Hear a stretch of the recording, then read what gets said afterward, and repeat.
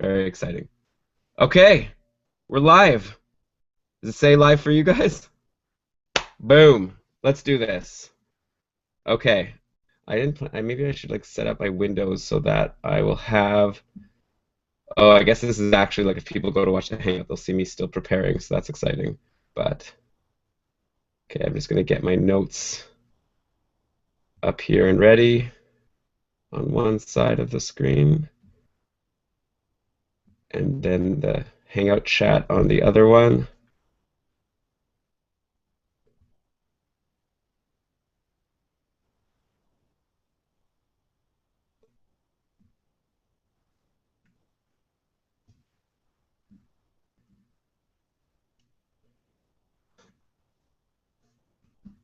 Okay, let's do it. So, I guess I'll just start.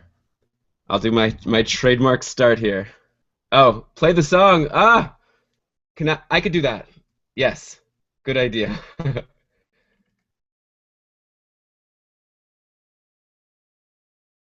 Karlsson. I'll need to take off my headphones to play the song. So, here we go.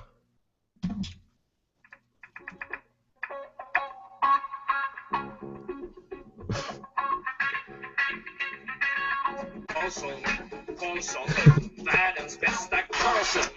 Karlsson, Karlsson, hoj här kommer Karlsson. Karlsson, Karlsson, ingen faktiskt ingen annan Karlsson spelar jag så bra som mig. Karlsson, Karlsson, Karlsson, Karlsson,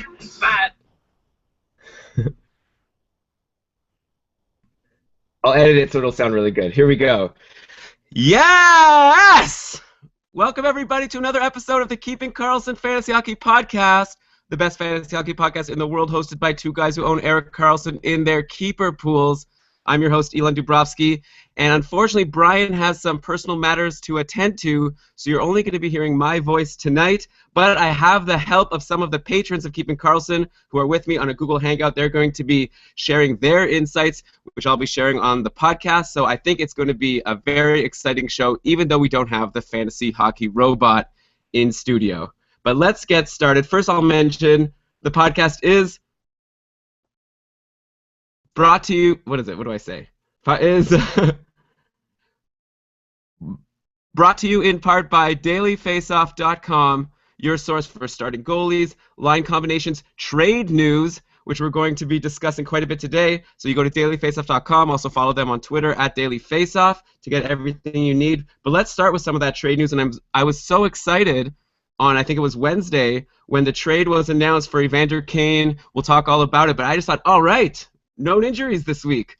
Well, there's definitely lots of injuries to talk about this week. At least I don't have to start with an injury, because this is definitely the biggest news. Evander Kane, Zach Bogosian, a bunch of minor league guys, they're going to Buffalo in exchange for Tyler Myers, Drew Stafford, and then a bunch of other guys and picks and whatever. But we're going to focus on just the players who are affected this season. I'm seeing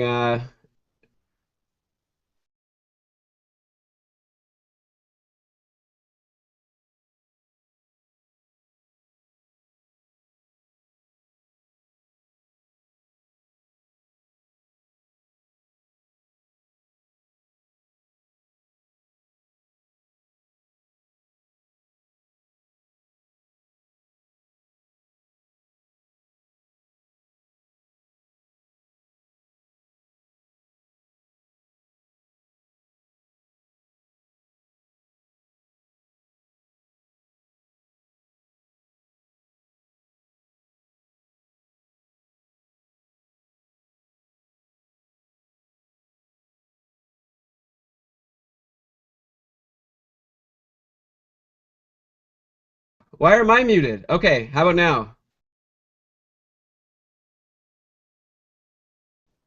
Okay, well, good thing I have this separate recording going.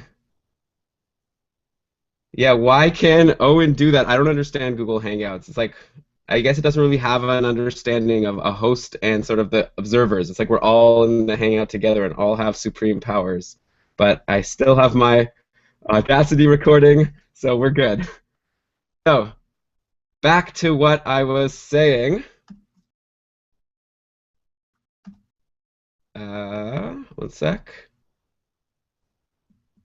Make sure I have everything in the chat still. Right. Okay, so we're only going to focus on the players affected this season. I don't really want to be talking about Jason Kasdorf or Joel Armia. I don't think they're too fantasy relevant right now. We could talk about Evander Kane. He's out for the season. Like Brian said last week, he probably does hold some keeper value. Of course, maybe now that's put into question since he's gone to Buffalo, which is probably one of the worst places you can go if you want to have some fantasy value and get some points, considering they take like 10 shots a game.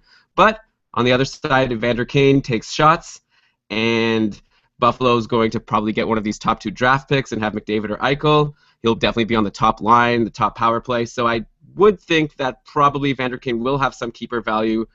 Maybe not as much as he would have if he went to another team, but we'll see.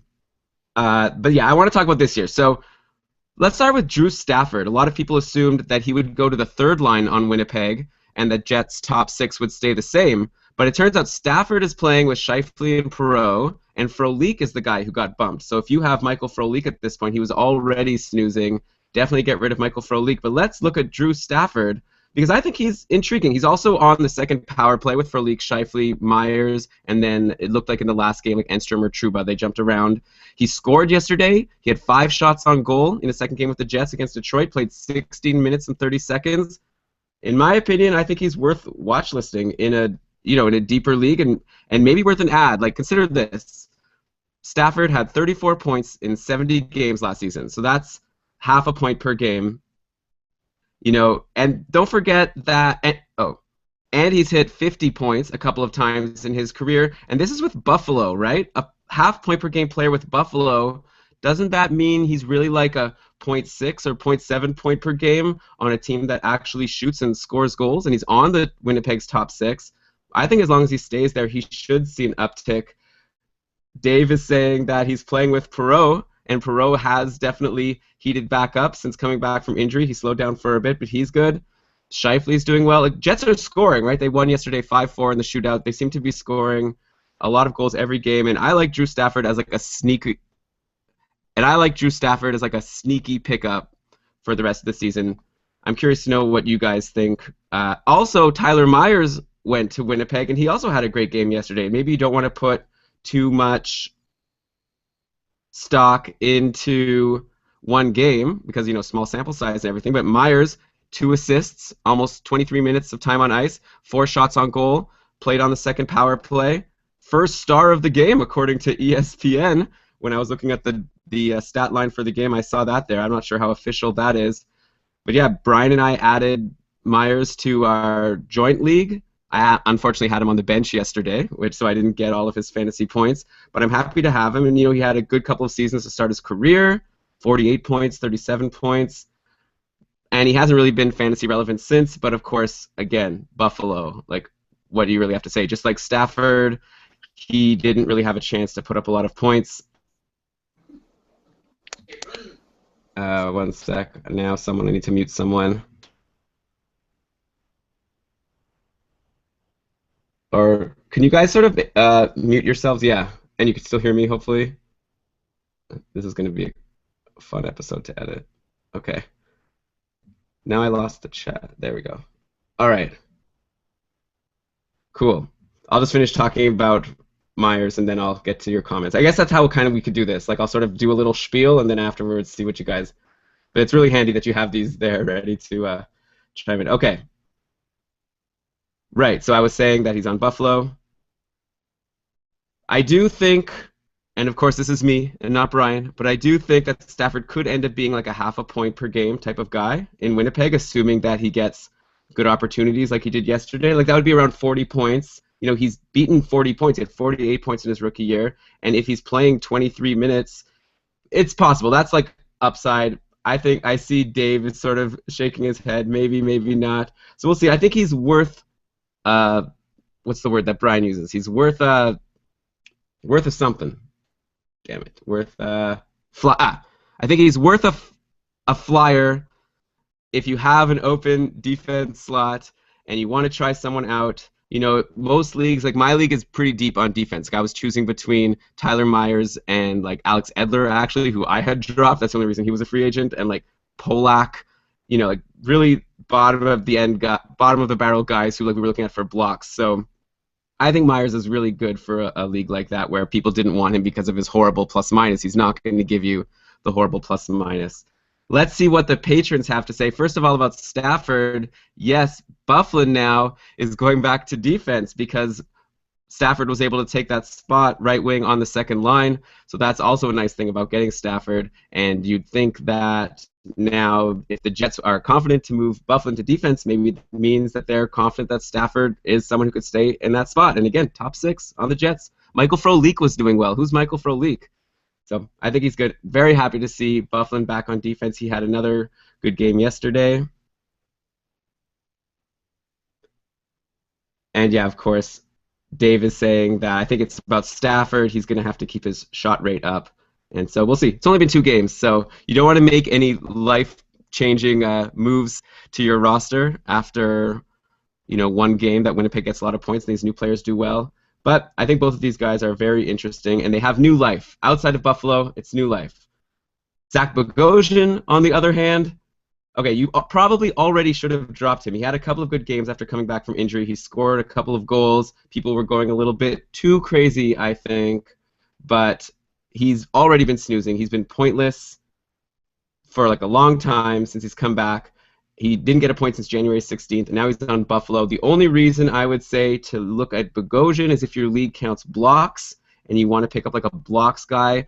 I don't know if he will get the blocks. He hasn't done it yet, but I would think like Myers was getting blocks when he was on Buffalo. So maybe now Bogosian, with all the shots coming in all the time against Buffalo, maybe Bogosian could be the kind of guy that could block a few. So that's his only value this season. We'll see in the future. Everyone's saying, just like with Evander Kane, soon Buffalo's going to have all these great scorers and Kane's going to be really valuable. Maybe that's good for Bogosian too, but we're talking a long time down the line. Don't have Bogosian in your lineup right now, please.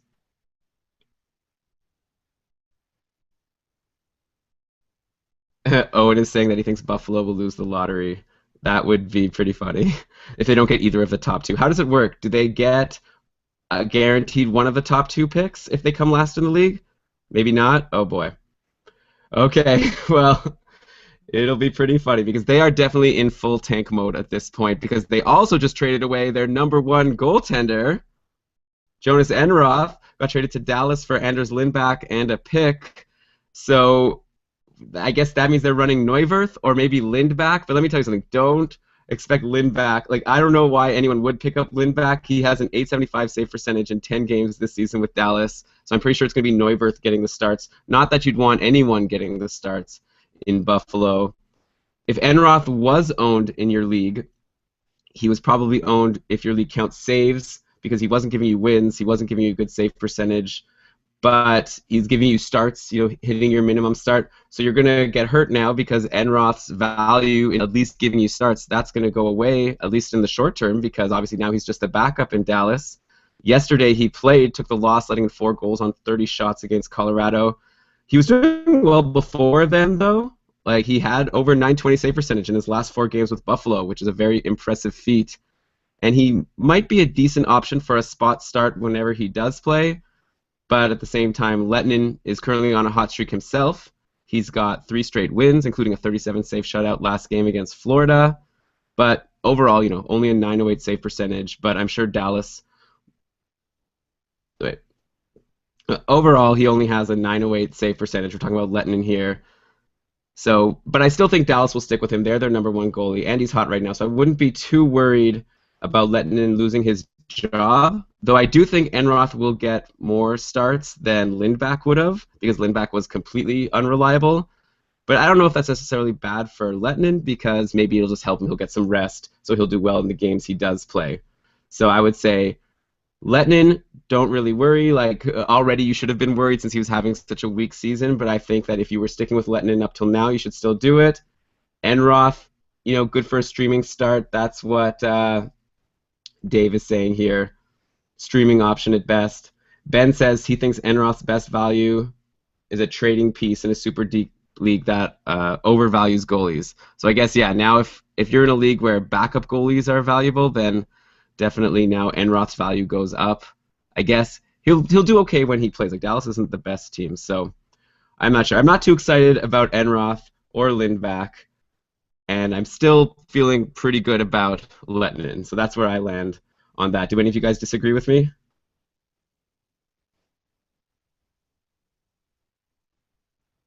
This is where editing comes in.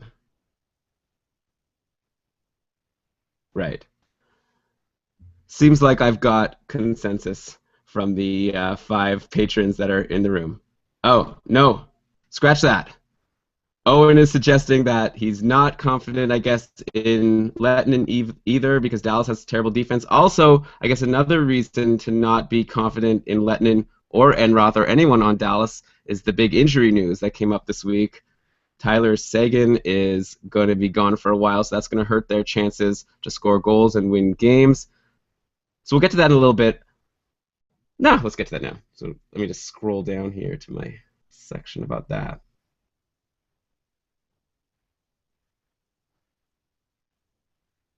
Just go to the games. Got to get those wins, though, like Talbot. Who are you talking about?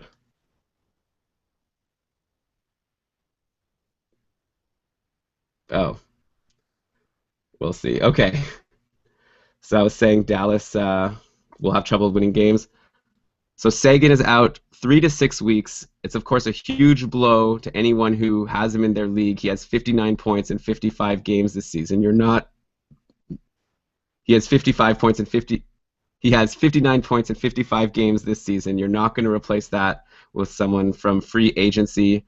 And the thing is, we still don't know. I'd love to come on and tell you now who are the new lines and who are the new people that are on the top line in Dallas, but we really don't know. Like yesterday's game against Colorado, Dallas was really shuffling it around, and they lost, so they're probably going to keep on shuffling.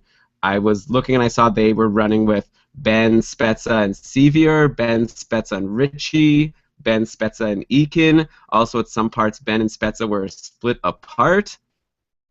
So I don't know if I'd get too excited right now about any Dallas forwards except for Ben and Spezza as someone who could take advantage of the opportunity. I think that we have to wait and see.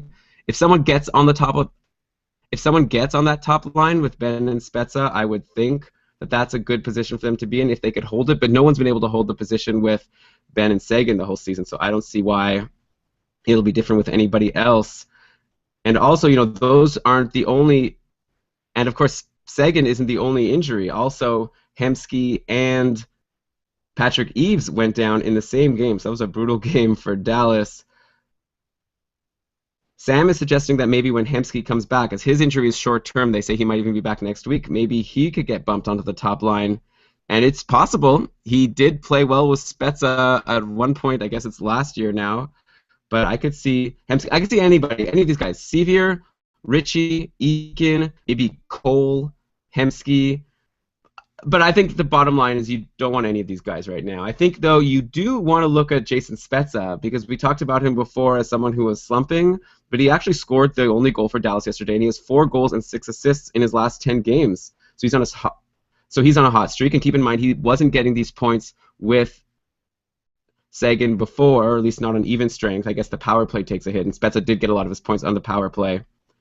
But he's going to be leaned on now. He played over 20 minutes in the last game, and his average for the season has been 17. So maybe the one person who benefits from this Seguin injury is Jason Spezza getting more time on ice, and maybe that will contribute to more points. Let's see what the patrons have to say. Ah, yes, buy low. Good point. They barely had solid line combinations. Yes. So a good suggestion from Dave over in the chat room. He's saying that, hey, why not go and try to make a trade for Seguin? Just like we were saying to go and make a trade for Lundqvist when he went down, or Kane, or Taylor Hall. Like, if you could get someone who's going to trade Tyler Seguin, and he might even be back in time for the fantasy playoffs, they say 3 to 6 weeks, so that's obviously a big range. If it's 3, you're okay. If it's 6, maybe not. But regardless, if it's a keeper league, you definitely want Seguin. And if there's someone who has Seguin and is challenging for the championship this year, then they probably want someone good in return that could help them now. So why not say, hey, I'll give you, I don't know, I feel like you could almost mention any player in the league. You know, I'll give you Jamie Benn. I'll give you, I don't know, Tarasenko? Would that be too high?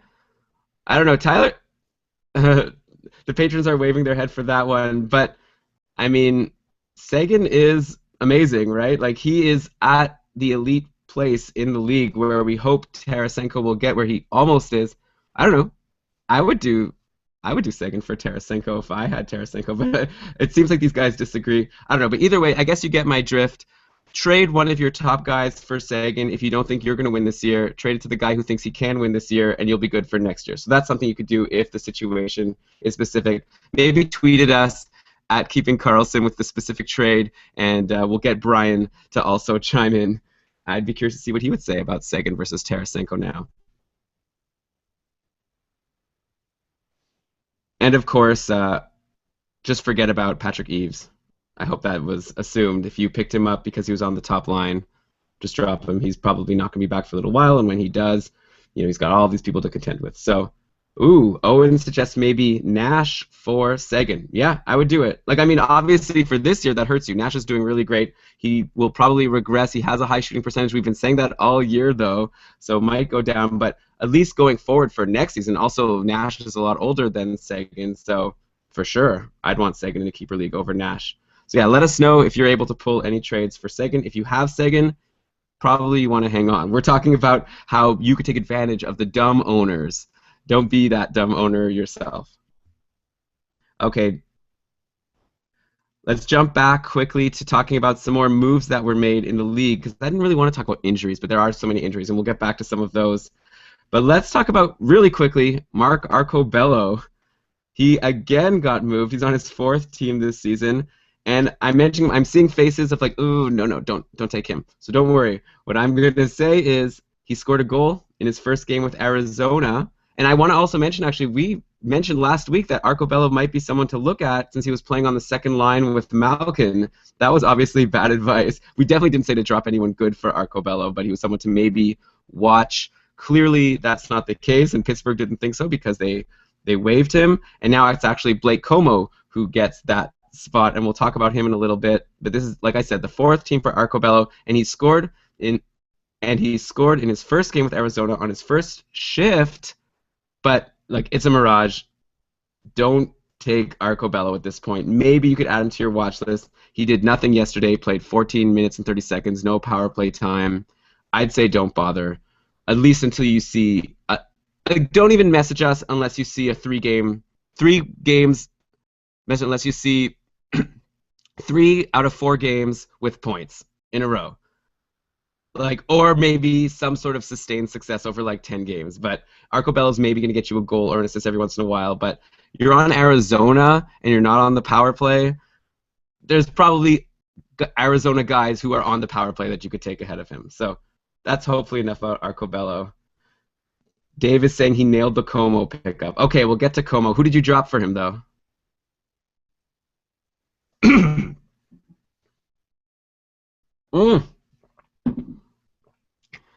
Awesome, he dropped Patrick Eves. That is the perfect pickup.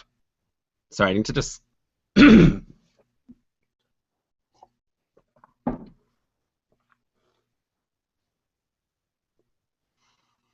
Okay, one last thing before we get to these injuries. I know maybe I'm stalling, but I think it's worth also mentioning all of this news about the Leafs and how Kessel and Phaneuf and Bozak, they're saying now they're all on the trading block. The Leafs are going to clean house. If you hadn't seen that, go and read some news. You know, search on Google or ESPN or something for Leafs. They're talking all about how they're planning on just trading everybody, apparently. And I think that's very interesting because that almost makes it seem like you want to hold on to some of these guys that you maybe were considering dropping, like especially Phaneuf and Bozak. A lot of people were thinking, I wonder if it's even worth having these guys because, you know, maybe they didn't have so much upside, but they were doing well, and now they're on a Leafs team that can't even score goals, so really what's the point? But, you know, now if they could go to a good team like Bozak, who, by the way, has 3 points in his last 4, or who, by the way, has a goal and 2 assists in his last 5 games. So Bozak actually is doing okay amidst this horrible Leaf slump. But maybe that's just luck. But guys like this, they might get traded, so you might want to just hold on, wait for the trade deadline, see where they end up. As far as Kessel goes, obviously you weren't considering about dropping him, or hopefully. I mean, he is in a pretty bad slump. In my league, he's on the no drop list, so I couldn't even drop him if I wanted. Not that I would want to.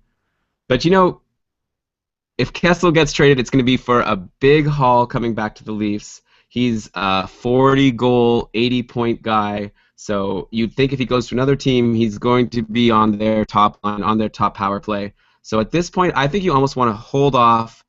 Don't trade Kessel. We were getting some messages on the Facebook group from the other Brian saying he wanted to trade Kessel. He also wanted to trade Seabrook, who was slumping, and then he went and got 2 assists the next game. So sometimes you just want to hold on to these slumping stars, and Kessel especially in this case because there's so many question marks. You don't want Kessel going to Pittsburgh and playing with Malkin and Hornqvist, and then you feel like an idiot who traded him for Dave's happy with that suggestion, wearing the Pittsburgh jersey.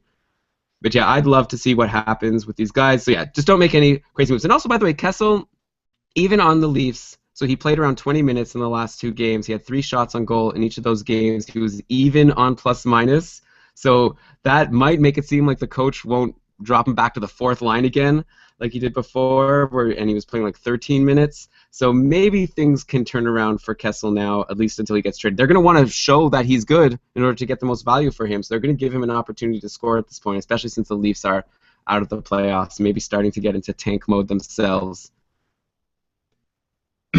Let's see what the patrons have to say.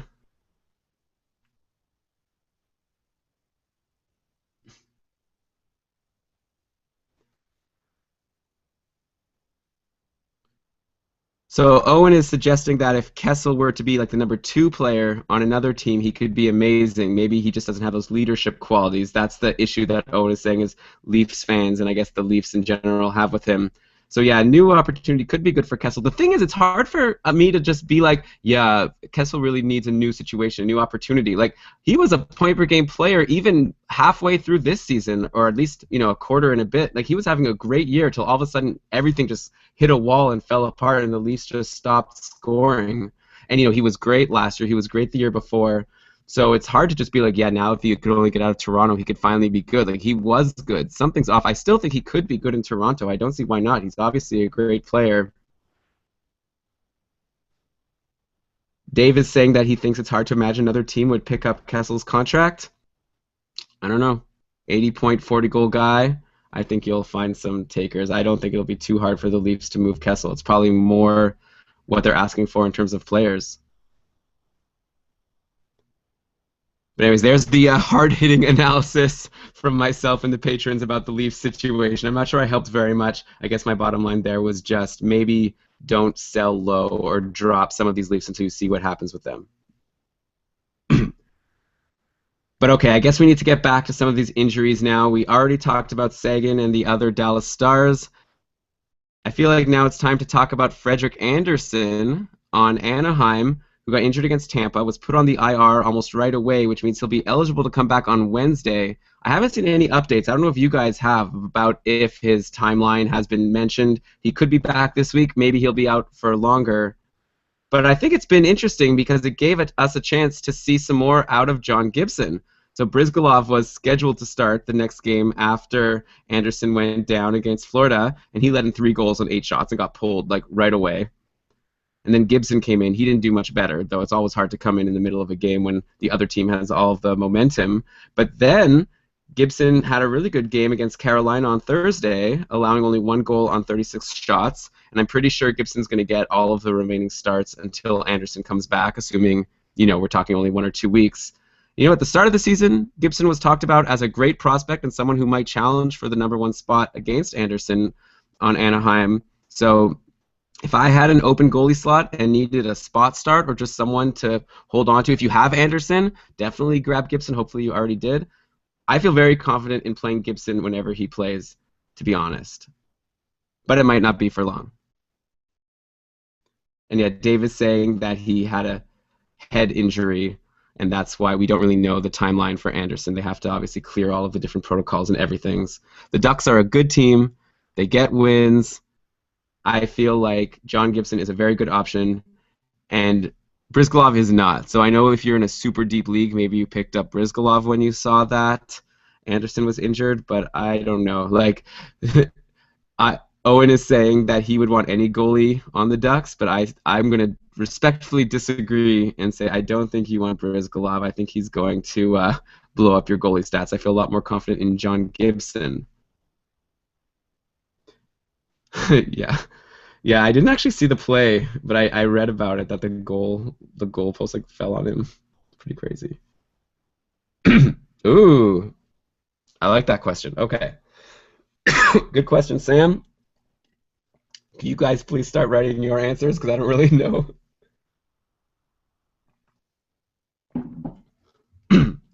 Sam has just jumped in from the chat room here asking, what about longer term? Who has better keeper potential, Gibson or Vasilevsky?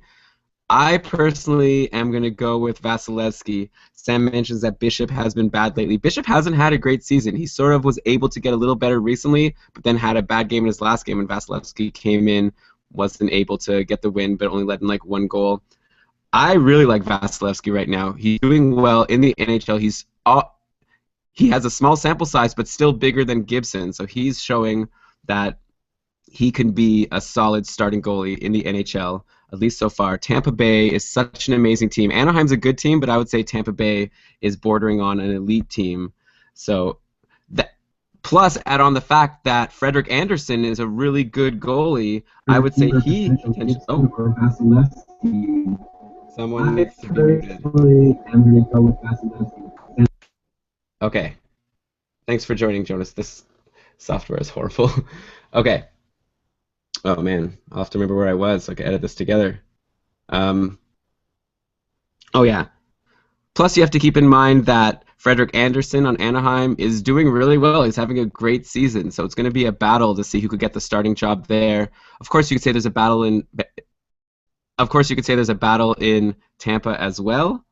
But I think that Bishop is going to be easier to replace than Anderson, and I think Vasilevsky, like I said, has already proven himself, and I think Tampa has better long-term potential, so I'm going to go Vasilevsky. Let's see what the patrons say. Owen goes Vasilevsky. Dave says Vasilevsky.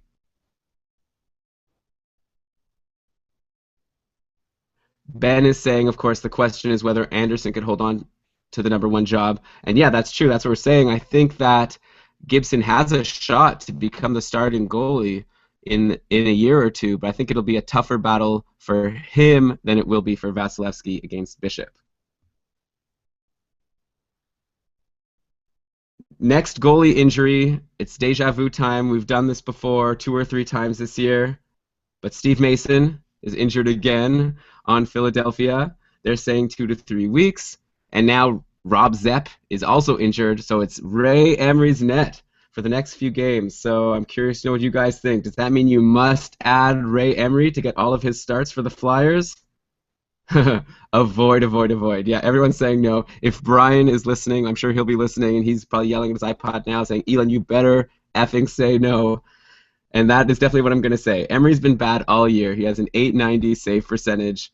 Don't pick him up unless you need starts for some reason. If you do need starts, just keep in mind Philly's defense is bad and Emery is bad. So you're not going to see a good result most likely. I wonder if I'd rather play Emery or the replacement for this next goalie I want to talk about, because next I wanted to mention that Ben Scrivens is injured, which means that Victor Fast has an opportunity, and those are both two really bad options to have available to you. I'd be curious to know what you guys think. Who would you rather have for a game against like a similar team if you have to play one, Emery or Fast? Well, you guys let me know about that. I'll just mention. So Scrivens is going to be out for a while apparently. No timeline yet, but he has hamstring issues. Fast has already started stealing some of Scrivens' starts, like before his injury. So I don't even know how much of a difference this makes. Of course, now it's cemented. Fast will be the guy in Edmonton. Brian was obviously very high about this, as he's been holding on to Victor Fast for some reason in one of his pools. But at the end of the day, Fast has only been above 900 once in save percentage in his last 6 games. So he has not taken the opportunity. And no, I'm not saying that you should go and grab Richard Bachman, because I think Fast is faltering and Bachman will be the answer. I think that the Oilers are not very good, and you don't want that goalie So I don't want Fast. I don't want Emery. If you have to choose between the two of them, I would say to just like fold up, join another league. But okay, let's see what the patrons are saying. We've got to vote for Fast. We've got to vote for Emery. More votes for Emery. Yeah, I guess the point that Owen is making, the Flyers are still a better overall team. And I guess that's true. So they do have a better chance of getting wins. They have players who could score goals. Edmonton, of course, is also without Taylor Hall, who wasn't even doing super great, but definitely was a key contributor, so they're hurting there. So let's say, fine, take Emery over Fast, and good luck to you.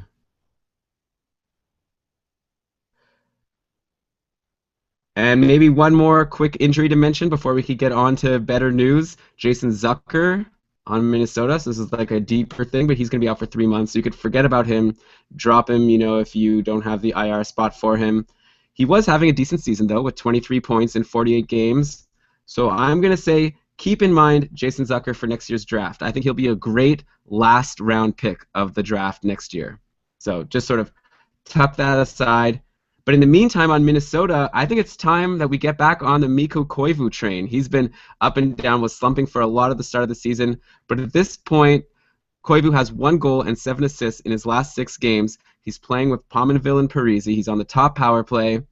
At this point, you want Koivu in your lineup. So he's probably still a free agent in a lot of your leagues just because of the weak season he's been having overall. There was a spurt earlier on where he came on, but then he started slumping again. But it's hot time now for Koivu, and I think you definitely want to grab him.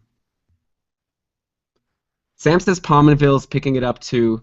Okay, I have a question about that because we get questions all the time about people saying, should I drop Pominville? Like, hasn't Pominville just been good all season? I'm bringing up his stats right now.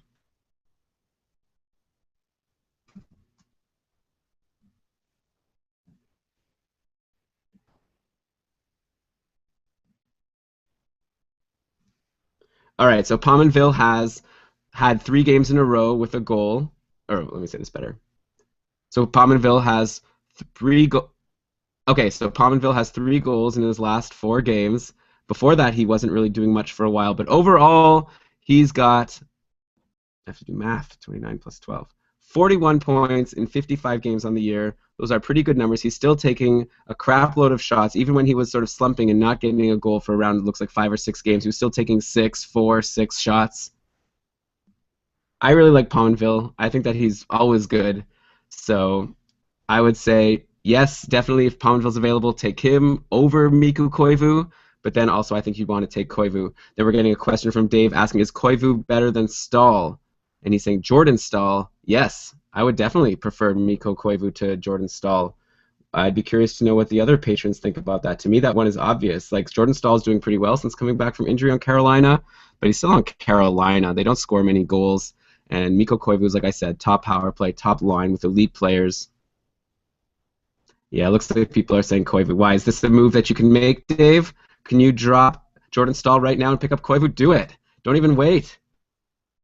Once the podcast comes out, it'll be too late. Okay. Let me know.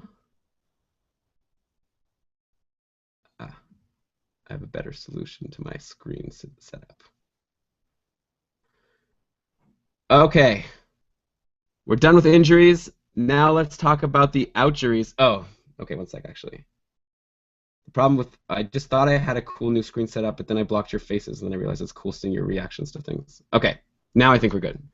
This is the first time I've ever done this, by the way, guys. So if we ever do this again, it'll be much better. So okay. Enough with the injuries. Let's go to some outjuries. A bunch of players have come back this week. I'd say the most noteworthy one is Ryan Howard over on Detroit.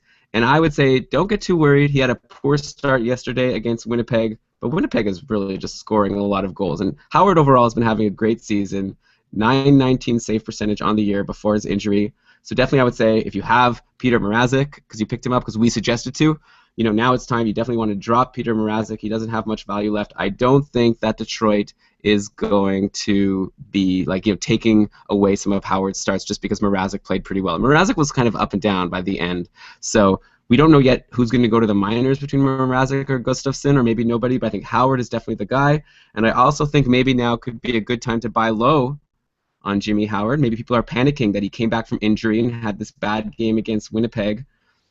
So they're going, oh no, he's affected by the injury. I don't think that Howard has what it takes to keep up what he was doing before his injury. Now's your time to swoop in, offer someone for him. Maybe you could offer like Cam Talbot, though he hasn't been that well. I'm seeing that Owen is saying he dropped who for Talbot? Oh, probably Mrazek, right?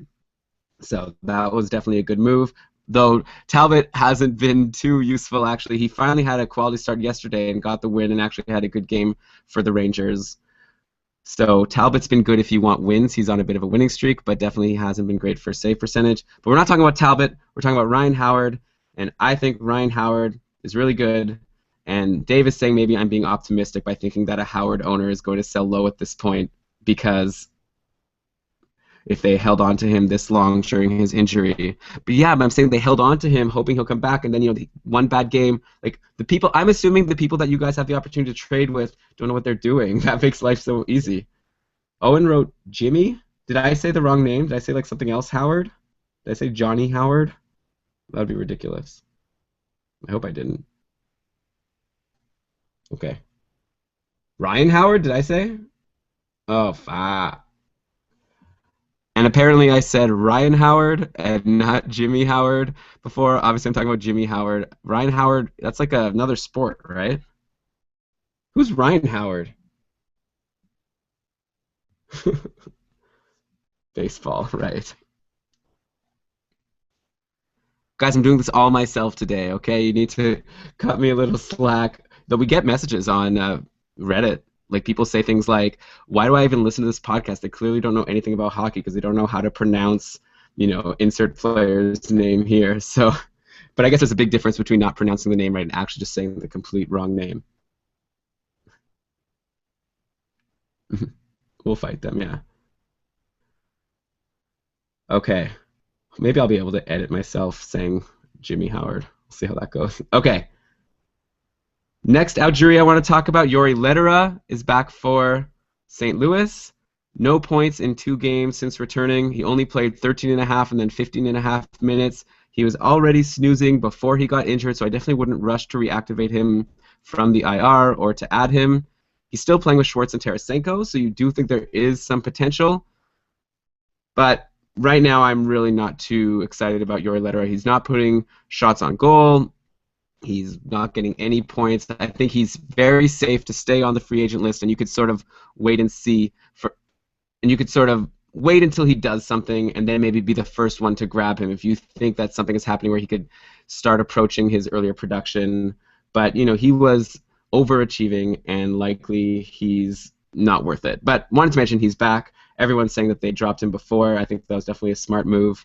One guy on St. Louis, though, that maybe is worth mentioning, because while Lehterä has been snoozing, Dmitry Yaskin has seen an uptick. Did you guys expect a Dmitry Yaskin mention on this episode?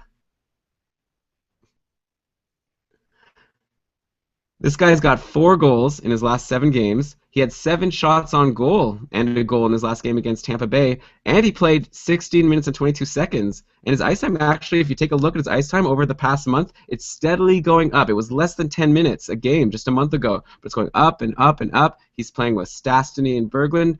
He was on the power play in the last game. He's actually playing a lot of power play time relative to what he used to. He's on the second unit, but it seems like they've been getting pretty even minutes. So for a deep league, definitely I think Dmitry Yaskin is someone I'd prefer more, at this point at least, to Yori Lehterä. And we have a question here. Who would you want between Lehterä and Stafford?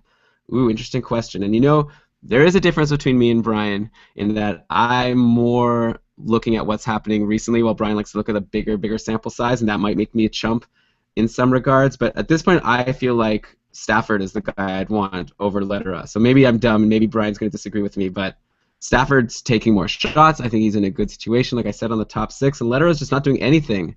Like, Stafford was even getting... Okay. Let me check one thing. I want to see how Stafford did on Buffalo this year.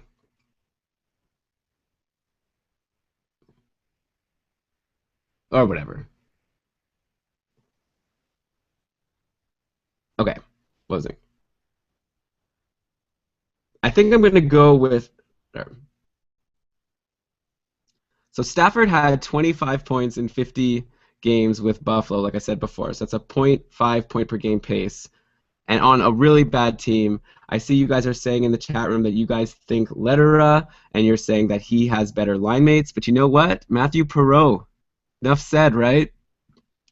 I don't know, like Perreault and Shifley, it's a good line for Stafford to be on. He's also on the second power play. Like Lederer and Stafford, I think, have similar situations, and Stafford is the one who takes more shots.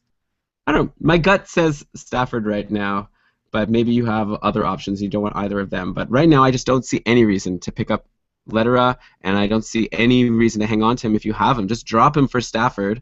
Take a chance on him. You could always take Lederer back later. I don't see people jumping to grab him. Maybe I'm wrong. Write in again at Keeping Karlsson on Twitter if you think I'm dumb, and I'm sure Brian will listen to this episode, like live tweet it, and say all the things that he disagrees with when he listens. Who do I have next?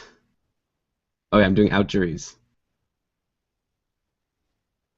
All right, I still have a few more out juries I wanted to mention. Chris Versteeg is back for Chicago, scored a goal against New Jersey on Friday.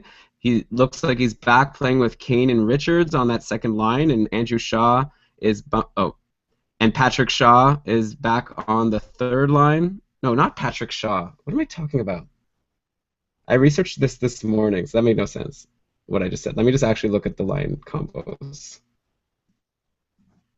And Patrick Sharp. Now I just want to confirm that I didn't just read it incorrectly.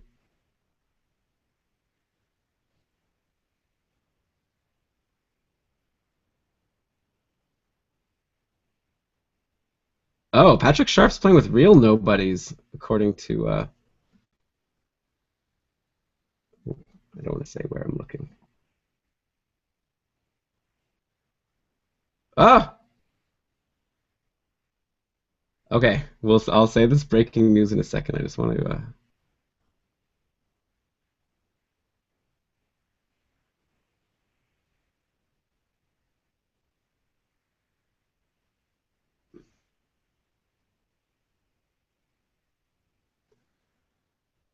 All right, maybe maybe let's take a break. Wait, there's no point of saying breaking news because it's not breaking actually for the podcast because it comes out later. But okay, let's see. Let's just take a break here. So, Franzen, Santorelli for Jokinen and first pick.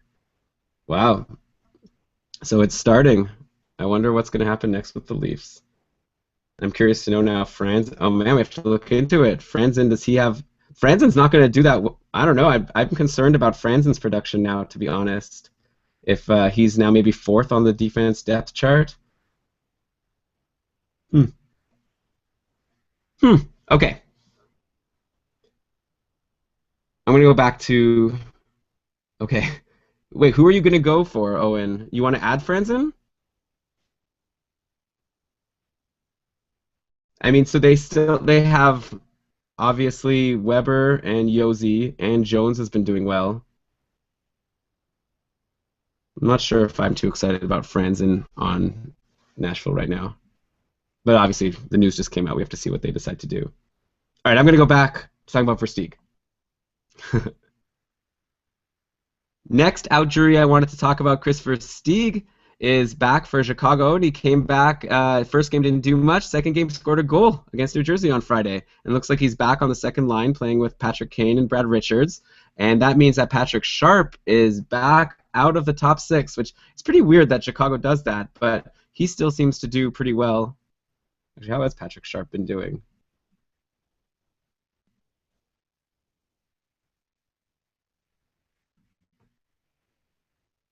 Oh, it's kind of slumping.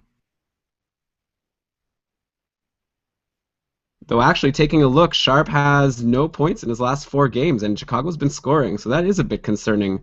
Maybe start watching Patrick Sharp. This really sucks for him. He's having a great year. I don't know why he isn't able to crack the top 6 on Chicago. But anyways, bad news for Sharp, but good news for Chris Versteeg. Like I said, he's not currently on the power play though, so that is a concern for me with Versteeg. But he is on that good line, even strength. He has 28 points in 36 games on the season. I don't think that's sustainable. That would be like a 64-point pace. I see Versteeg as more of a 50 to 55 point pace guy, even on that line. And the patrons are saying maybe time to buy low on Patrick Sharp. I guess, yeah. He has a great track record. He's been doing well for many seasons before this, and he was doing well this season. But yeah, I don't imagine that he'll stay on the fourth line playing with Marcus Kruger and Ryan Hartman for long. Sharp, yeah, he still is on the top power play unit, so I think now would be a good time to buy low on Patrick Sharp. So I meant to talk about Christopher Stieg, but now we're talking about Patrick Sharp. Also, maybe it's worth mentioning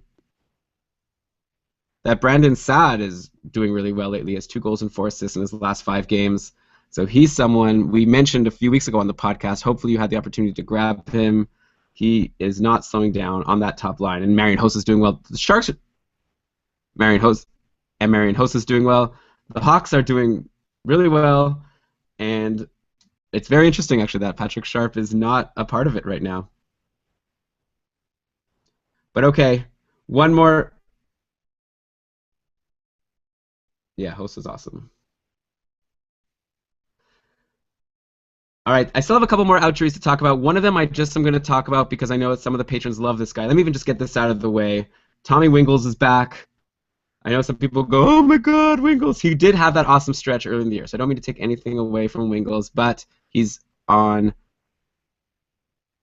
But he came back to play on the third line. He's played 3 games so far, no points, 3 shots on goal total. And the thing we liked about Wingles at the beginning of the year was he was taking so many shots.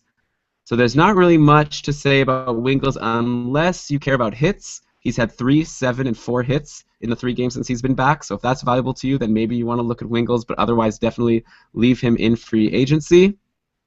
And the other outjury, which we already started mentioning, is Blake Como, who came back, and he's got that spot with Malkin and Hornqvist over in Pittsburgh, and he's definitely making the most of it. It's been 2 games so far, and he has a goal and 2 assists in 2 games since returning.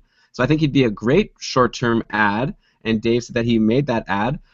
But just remember that he could get bumped from the top 6 at any time, and then he'd be pretty much worthless. So don't give up too much to get Blake Como. Even if you don't think there's someone else on the Penguins currently that could take his spot, maybe they'll make a trade to take someone. So I feel like Como is someone I would want to have on my roster right now, but I don't necessarily want to be depending on him for the fantasy playoffs.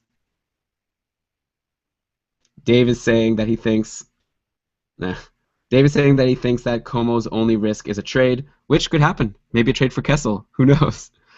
But, yeah, Brian was saying Bo Bennett last week. We had some comments saying people thought that wasn't really something that's going to pan out. Bennett's had lots of chances. And right now, Como's doing well right now. I don't see why they would try Bennett in there, at least in the short term. But we'll see. Right now, go grab Blake Como if you have an open spot because he's in a great situation.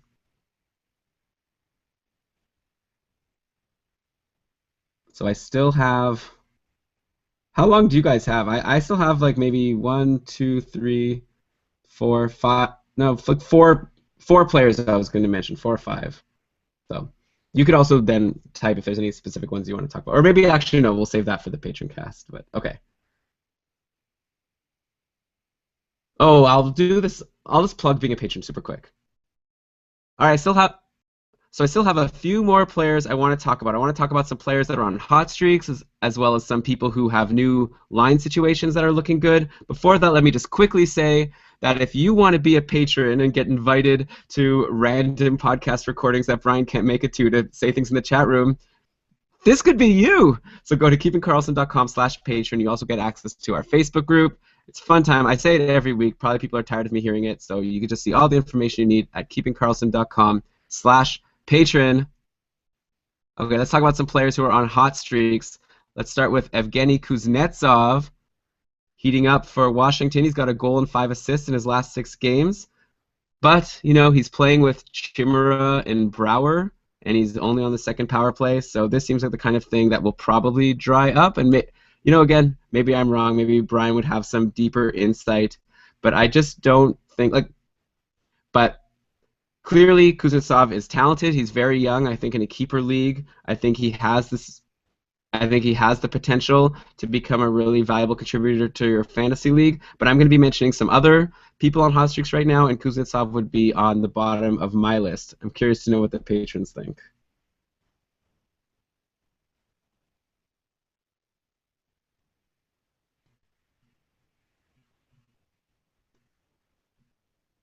Though actually it is no opinion. Though actually it is worth mentioning if you look at Kuznetsov's time on ice, it has gone up very significantly. So he's averaging 12:42 for the season, but in his last 4 games, he's played 18 and 30 seconds, 17:58, 15:32, and 16 minutes and 24 seconds. So he's definitely seeing more opportunities, and he's getting points right now. He's still not taking a lot of shots. In the last 10 games, he hasn't had a game over 2 shots. It's usually 2, 1, or 0. So it's one of these things where it's hard to pinpoint why he's doing better. Well, no. It's one of these things where it's hard to say how things will go in the future, but I don't think a point per game play, but I don't think a point per game pace is something that we can expect. He's definitely someone you should have on your watch list. If he could ever play with someone like Ovechkin or Backstrom, that would obviously be good. But until then, I think still leave him on your watch list at least for now. Let someone else take the risk on him. Maybe you could take one of the other players I'm going to mention. Maybe you can take Anders Lee. Is he still available? We've already mentioned him for the last couple of weeks. At this point, if he's still available in your league, you might want to start questioning if you're in a league with people who know what they're doing. I don't know. Maybe that's too harsh. He's actually only 12% owned right now in ESPN, which is crazy. But everything I said before remains the same. Top line on the Islanders with Tavares. Also on the top power play, getting good minutes now, which he wasn't getting before. He had 4 assists yesterday, 2 goals the game before. I'm just going to say, why haven't you taken Anders Lee yet? I want you to tweet at me and tell me who you're holding on to at the bottom of your roster over Anders Lee. Sam is asking, what about Zuccarello? I was actually just going to mention Zuccarello, so let's get into him. Then maybe we could have a discussion of Zuccarello versus Anders Lee. But yes, Matt Zuccarello, 4 goals, 5 assists in his last 8 games. He's been moved to the top line on the Rangers. He's playing with Brassard and Nash. He's also on the top power play. He's only owned in 44% of leagues in ESPN. So I didn't necessarily consider him and Lee in the same level because I assumed that Zuccarello is maybe owned in a lot more leagues and a lot of leagues that you guys are in. But yeah, I would definitely say Zuccarello is worth a pickup. If you have to choose between the two of them, I almost feel like try to get both and drop someone else. I'd be curious to know. You know, obviously these rosters only have so many positions available, and there's so many players who I'd want to have, but I would love the opportunity to have Zuccarello. I actually do have Anders Lee. I picked him up when Evander Kane went on the IR, and he's obviously been a great surprise. Zuccarello, I think, has more long-term potential. Like, if Okposo comes back, then there's that risk that Anders Lee gets bumped off the top line, maybe bumped off the top power play. That would be a concern, though it's probably a long time before Okposo comes back. And also, maybe Lee's made a case to stay on the top line. Maybe it could be Okposo, Tavares, and Anders Lee, though Josh Bailey has also done well on the top line. He's also someone, by the way, who I think you could look at as a free agent pickup, especially because next week the Islanders play 5 games, which is crazy for 1 week. They play Monday, Tuesday, Thursday. What is it? What do they play? Well, whatever. They play 5 games, which is crazy for a schedule. So I guess there's the idea that maybe they'll be tired and not do well in the last couple of games, but I feel like that's more of a concern maybe if you have Halak. But if you can get Anders Lee or Josh Bailey or one of these types of guys for next week even only, that's definitely, I think, a smart move. And Anders Lee, I think you want definitely until Okposo comes back. And Okposo, Sam is saying, hasn't even started skating yet. So Anders Lee is great. Matt Zuccarello is great. So who do you guys take between the two, if you had to choose one?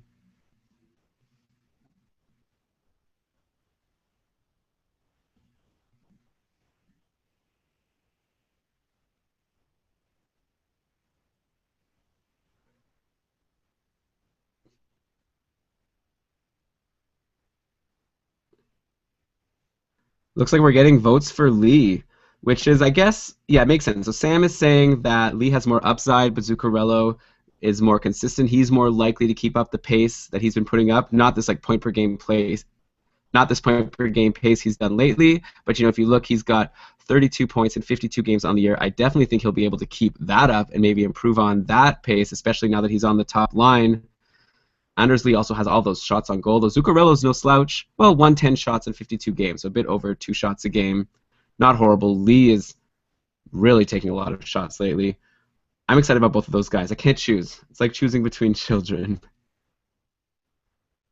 I don't even have Zuccarello, so why do I care about him? I don't know. Okay, actually, let's mention another Islanders player who you might want to pick up at least for next week, since, like I said, they play 5 games, so a big benefit for your matchup, especially if you're going to drop someone who's playing only 2 or 3 games. But how about Travis Hamonic? He's got 10 points, all assists in his last 14 games. He's been seeing increased ice time, and he was even on the top power play for a bit. He's fighting with Boychuk and Wisnowski. There's only so much room there, but he's been seeing time there. Overall, he's got 19 points in 46 games this season. His career high is 26 points in his rookie season, so I expect that Hamonic should be able to break his record, barring an injury, which he has had some injuries, so I guess that's not something completely out of the realm of possibility. Here's what Brian from Facebook says. This is a different Brian. Brian D. As an Islanders fan who's been with Hammer since the beginning of his career, he's a shutdown, stay-at-home defender who occasionally takes shots and rarely hits the net when he does. Granted, he gets assists, but those are scattered all over the place. So there's some insight from an Islanders fan. I think at the end of the day, this pace of 19 points in 46 games, what does that actually translate to?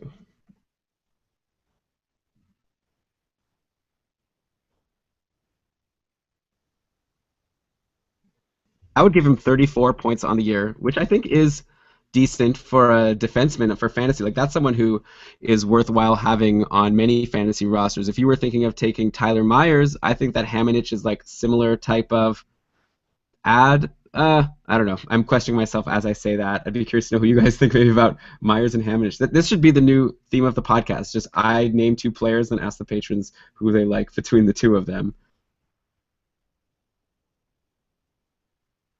Looks like people are saying Myers. Yeah, he has more upside. He's scored more points in the past. Hamonic maybe is in a good position.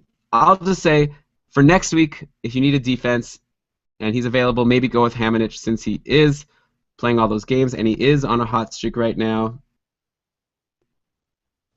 Let me see also quickly how his peripherals are.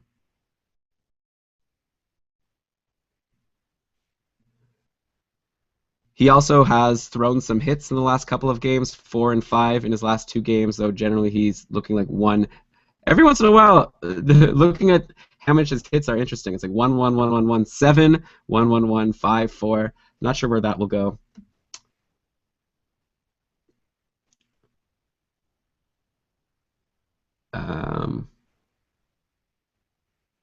What should we talk about now? Okay. I'll tell you guys what I have left. I was going to mention Seabrook and Chara. Okay. So those were some players who are on hot streaks right now. If you can get one of those guys in your league, definitely let us know at Keeping Karlsson. I'd be curious to know what moves you make or if you take any of those guys. There's also Tyler Toffoli, who's been doing really well lately. I know that we talk about him a lot on the podcast as someone who people expect to do better than what they should, but bears mentioning, Toffoli is right now playing with Jeff Carter and Dwight King, actually, on the second line on the Kings, and they've been doing really well lately. And Dwight King, I actually picked him in daily fantasy hockey a couple days ago, one of the cheap $2,500 ads, and he did really well. So, just saying. Dwight King might be a deep ad in your league as well. I'd probably prefer Tyler Toffoli. But, these are the types of guys, like especially for Toffoli, he's a good player, and if he gets ice time, I expect him to do well. Like back when he was on that big point streak, he was only playing like 13 minutes a game, and that's why we were suggesting that it wasn't sustainable. He played 17 minutes and 30 seconds when he had this great 3-goal and 1-assist game against Calgary. He only played 14 minutes 22 seconds yesterday against Washington, though he did get 1 assist. Toffoli's also taking a lot of shots, so he's definitely someone to take a flyer on as well. I guess he's actually 57% owned, though, I'm seeing in ESPN, which to me is like, that means he's more highly owned than Matt Zuccarello. I would definitely prefer Zuccarello over Toffoli if you want to benchmark there. we're winding down here. I wanted to mention Alex Burrows is currently on the top line in Vancouver, playing with the Sedins. That's kind of been everyone. That was supposed to be Radim Verbata's spot, and Verbata was there for a lot of the season and doing very well. This is where I ran out of time for my research, so I just need to. But it hasn't really hurt Verbata being knocked off that top line. He's actually on fire lately. 3 goals and 6 assists in his last 9 games. So he doesn't even need the Sedins. And actually, Alex Burrows hasn't been that great. Like there was one really great game that he played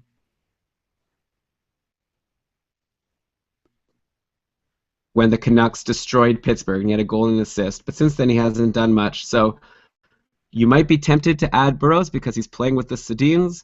Definitely don't drop Verbata for him, though. And also, don't get too high on Alex Burrows. Like, he's in a good position, maybe someone worth watching. He is actually taking a lot of shots lately. In the last 5 games, he's taken 3, 4, and 5 shots, which is higher than his pace for the season. So he is someone to keep an eye on. But, we've mentioned guys like Mikko Koivu earlier in the podcast who are... I definitely want to have Mikko Koivu over Alex Burrows.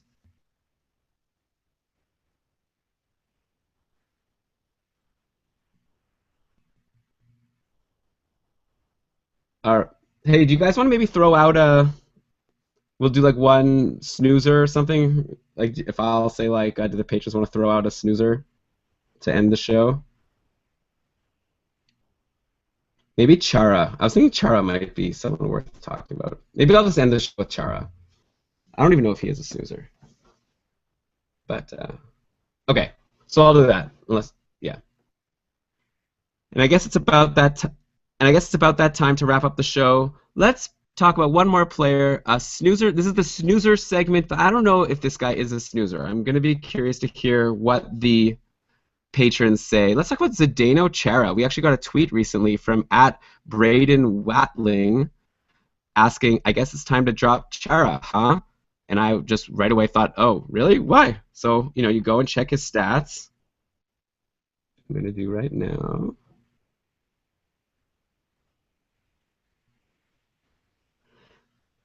And yeah, it doesn't look good. In the last 10 games, he only has 2 assists. He's not taking that many shots. He's been minus in his last few games. He's -6 actually in his last 3 games. So if your league counts plus minus, he's really hurting you. Okay, so that's the bad side of Chara. He's only got 13 points in 36 games on the season, so lower than a half point per game. He's already been sort of on the downside of his career for a while now, so you can't expect too much offense out of Chara.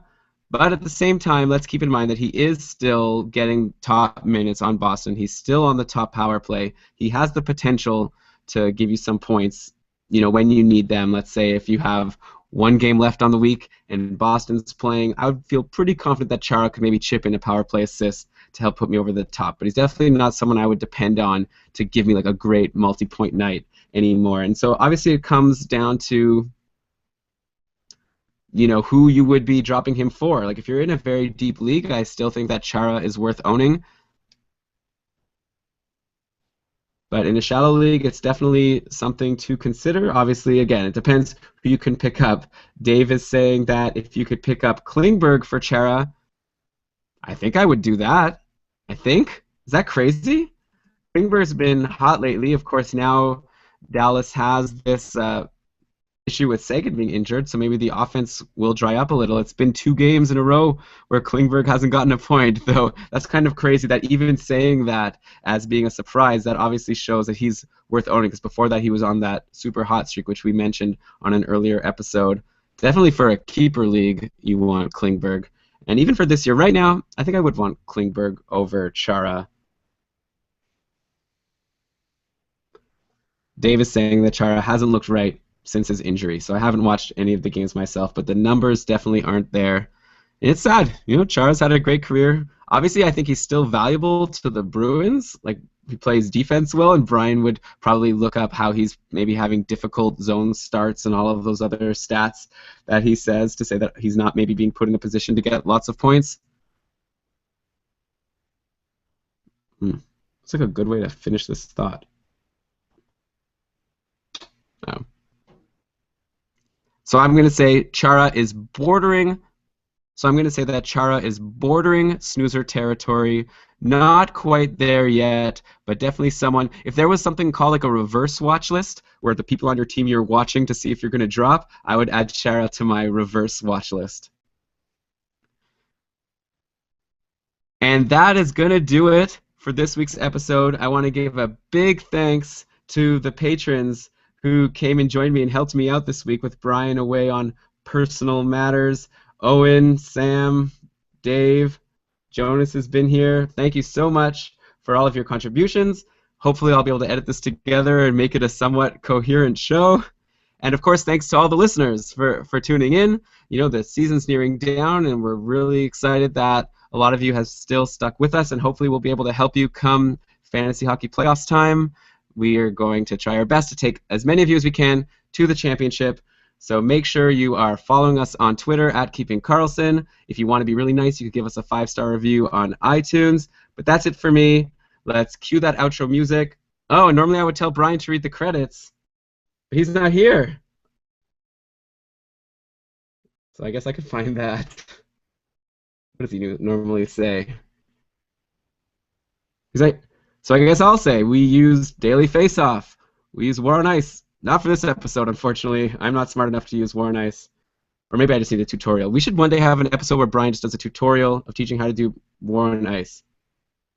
Okay, let me start this whole thing over, though. Let's cue the outro music. Blah, blah, blah. I made use of Daily Face-Off, ESPN, and Yahoo Fantasy Hockey. And that's pretty much it. Brian uses a lot more sites when he's preparing for the show, so maybe you guys could tell that from the quality of the episode. But if this was your first episode, definitely tune in again next week. And we'll be back next Sunday, myself and Brian. Keep on keeping Karlsson, as Brian would say. That's the end. Stop broadcast.